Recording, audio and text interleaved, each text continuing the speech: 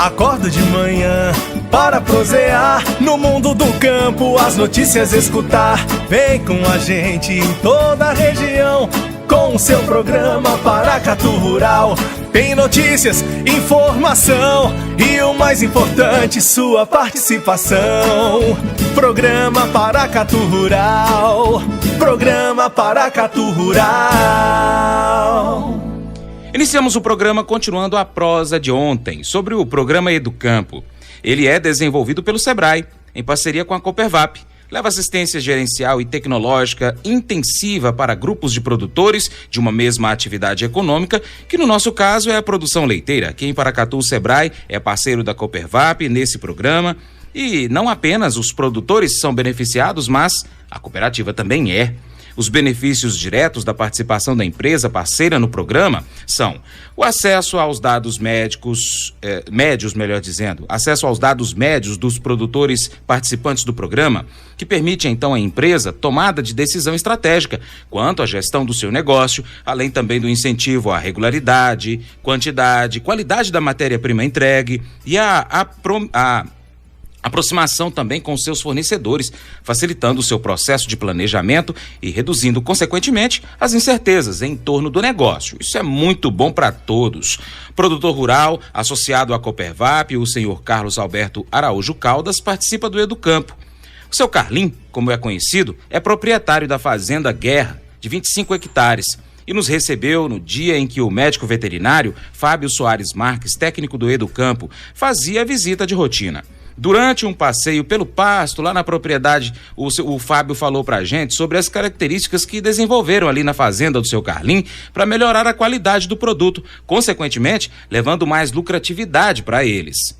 Aqui é um braquiarão, né? Um braquiária brisante. São piquetes de 1.000 metros quadrados. Eram 30 piquetes, mas aí como a gente formou o Mombaça e pegou uma parte dos piquetes, acho que ficaram 26. Aí a gente está com todas as vacas na lactação nesses piquetes, mas rodando meio-dia. Então tá rodando aqui, são 21 vacas, usando 2 piquetes de 1.000 metros por dia. Não dá para falar que são 21 vacas em 2.000 metros quadrados por dia, né? E até uma das coisas que nós estamos falando aqui, que nem nessa área que ficou em 2,5 hectares, mais ou menos, de braquiária, e mais 2,5 de Mombaça. Então, em 5 hectares para 21 vacas, hoje o nosso problema é sobra de pasto. A gente está discutindo isso aqui de entrar um pouco mais cedo no Mombaça, usar o Mombaça lá de noite e usar o braquiário de dia, porque o pasto está sobrando. Então, é a questão de, em 5 hectares, né? Muita gente acha que a gente hoje poderia ter aqui mais 10 vacas, talvez, que conseguiria rodar bem. Com uma área pequena, a gente consegue colocar muito gado. Isso tudo fazendo um bom manejo, cuidando bem do solo, cuidando do gado. Como você já falou, em torno de 15 a 20 anos vai ter aí essa forrageira. Você consegue manter essa forrageira. Essa questão de dividir em piquetes é para controlar a colheita do gado, né? Se a gente solta isso aqui em 3 hectares, o gado vai rodar o pasto inteiro, comer as partes mais baixas e as partes que tiver um pouco mais altas vão sobrar. Quando você piqueta, você limita a área que o gado tem para pastejar e ele come mais por igual. Então, o que a gente pode ver, por exemplo, nesse piquete que já foi pastejado aqui, que ele está praticamente sem sobra de comida, né? Você vê, a braquiária é uma coisa que a gente tem que respeitar, que é a altura que você deixa na saída. Então é importante deixar uma massa na saída, é importante não rapar o pasto, porque aí quando você rapa, você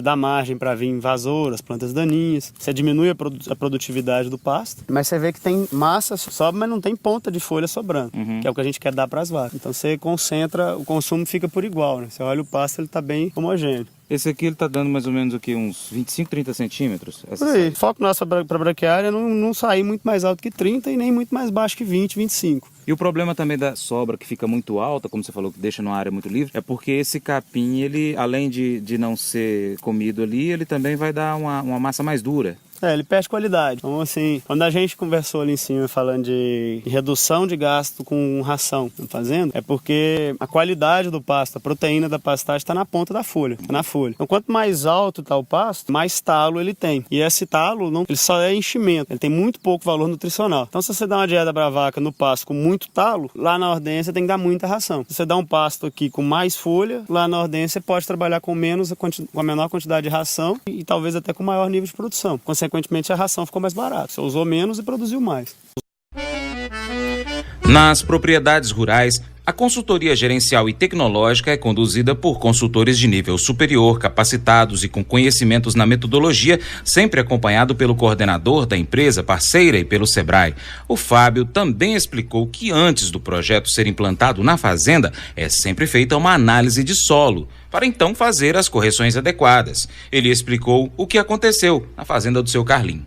Então, no braquiária, a gente tinha uma área, a gente até trabalhou com a ideia, aquilo que eu estava falando, do custo, do nível de poder de investimento do produtor. Pegou um produtor um pouco mais capitalizado, vivendo exclusivamente da atividade, então sem muito dinheiro para poder investir, porque tem contas da casa. Aqui a gente conseguiu esse resultado de colocar mais vacas aqui, simplesmente pegando um pasto e melhorando o manejo. Então, o que a gente fala, num primeiro momento, se você não tem recurso, melhorar a forma de colheita do que você já tem, já é uma forma, às vezes, você diminui custo com menos investimento, simplesmente manejando melhor. Aí já agora na área do Mombaça, que já é um capim que responde melhor para adubações, nós fizemos uma correção na hora da implantação. Como por enquanto a gente tem pouco animal e muita comida, a gente vai concentrar as correções no Mombaça, porque o braquiária hoje a gente poderia produzir mais se a gente adubasse mais, mas a gente conseguiu esse resultado aqui, desse capim bem estabelecido, simplesmente manejando bem. Então é aquela ideia, se você quer começar sem investir muito, o investimento em piqueteamento ele já é um resultado muito grande. A partir do momento que você vai tendo demanda de mais animais, quer colocar mais animais por área, aí você vai corrigindo o solo com adubações. Esse pasto está desse jeito aqui, praticamente a gente só fez correções com nitrogênio. Só colocou ureia aqui, sempre após o pastejo a gente joga ureia mediante a necessidade.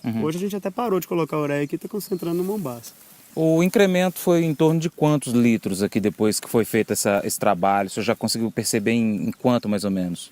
Um número exato eu não tenho, mas a gente tem a média no começo do trabalho aqui das vacas era em torno de 10 litros. Hoje a gente tem média de curral, já chegou até 15, 16. Média ano aqui, se eu não me engano, é 13 ou 14 litros. Então assim, a média geral da fazenda a gente tem uma média maior em torno de 3 a 4. O manejo de pastejo é um grande contribuidor para isso. Tiveram outros também, como manejo de dieta lá dentro do curral, manejo de canavial, outras coisas que impactaram nisso aí, né? Mas o manejo de pastagem, como a gente usa pasto aqui 6, 7 meses por ano, com certeza foi o principal. Para participar do Educampo é fundamental que o produtor apresente perfil empreendedor e esteja disposto a adotar as orientações do consultor, tanto no tocante às técnicas produtivas quanto aos controles gerenciais, que constituem o grande diferencial da consultoria oferecida pelo programa. Seu Carlinho contou ao Paracatu Rural que fez poucas alterações também no seu plantel e o Fábio explicou detalhes desse processo. Tirei algumas vacas que estavam velhas, aí eu comprei umas outras novilhas. No mais é que a gente está fazendo disseminação, né? Já está começando a produzir. E aí, na medida que as novilhas for chegando, aí que a gente vai descartando as vacas mais velhas, as vacas que vai dando algum problema. Mas por enquanto, foi pouca troca que teve. Entendi. Isso o senhor já fazia antes também ou depois com o programa que o senhor começou a fazer isso? Não, antes até fiz algumas, mas foi poucas também. A gente começou a inseminar, né, que foi um trabalho, assim, o diagnóstico inicial da fazenda. A fazenda tinha um rebanho até bom, as vacas boas, produtoras, mas já muito velhas. E o produtor trabalhava com um touro de corte, né, um Nelore, em cima dessas vacas, pegava o bezerro, vendia, e as vacas foram envelhecendo com esse processo. A gente partiu para inseminar logo no primeiro ano de trabalho, para aproveitar a genética dessas vacas que a gente tinha e tentar reduzir um pouco o índice de compra. Porque como o rebanho ficou velho, a gente precisou descartar alguma coisa, fez um Pronaf, comprou algumas vacas para repor, basicamente para manter a quantidade, porque o rebanho já estava tendo problemas pela idade. E agora, esse ano, começaram a parir as novilhas que a gente começou a inseminar. Aqui, né, nesse rebanho aqui já tem duas, né? Duas das que a gente fez, nasceram na fazenda e já entraram em produção. A gente já tem aí uma previsão confirmando aí para entrar umas 6 ou 7 esse ano. E a perspectiva é que entre aí de 7 a 10 cabeças por ano. Então, a ideia é, a gente vai começar a ver o investimento que a gente fez em inseminação artificial a partir desse ano. Já pariram, né? Pariu um aí, já está dando primeira cria, dando 20 e poucos litros. Um reflexo, assim, do trabalho que foi feito em qualidade de sêmen, de escolha genética, né? Em cima disso. E nós vamos começar a ver esse resultado a partir de agora. Então, a inseminação artificial é um processo lento, né? Você faz, insemina a vaca demora 9 meses para parir, depois a bezerra demora aí de 2 a 2 anos e meio para começar a produzir. Então, o que a gente conversou no começo é que tinha que ser feito logo, né? Porque quanto mais cedo você faz, mais cedo chega o resultado. E a participação de todos é sempre muito importante. A qualificação, no caso do seu Carlinho, não é só do Educampo. Ele também tem o apoio do seu filho, o Luan Silva Caldas, que está fazendo o curso de agronomia e tem apoiado o pai na propriedade rural. O Luan contou pra gente que a assistência do Educampo, através do Fábio, tem contribuído para melhorar a vida de toda a família. A gente, na área de pastagem, né, a gente acaba que tem um envolvimento e tal, e o pouco que a gente aprendeu lá, a gente tenta ajudar ele aqui. O Fábio ajuda a gente muito nessa área aí, quanto de pastagem, quanto na veterinária. Hoje os seus colegas lá, grande parte deles são filhos de produtores? Tem alguns lá, dentro da sala tem alguns lá que é filho de produtores.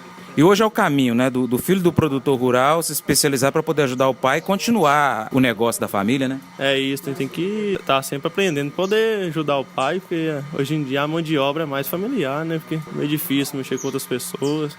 Luan, o que você fala pro filho de produtor hoje que concluiu o 2º grau, né, o ensino médio? O que você fala para ele para poder fazer na vida dele?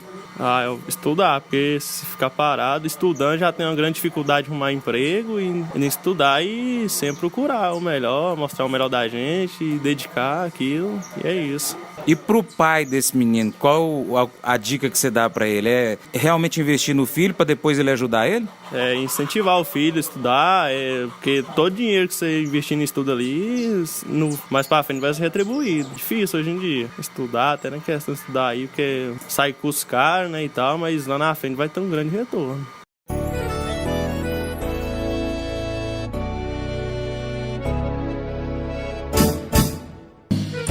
Acordo de manhã para prosear no mundo do campo, as notícias escutar. Vem com a gente em toda a região com o seu programa Paracatu Rural. Tem notícias, informação e o mais importante, sua participação. Programa Paracatu Rural. Programa Paracatu Rural.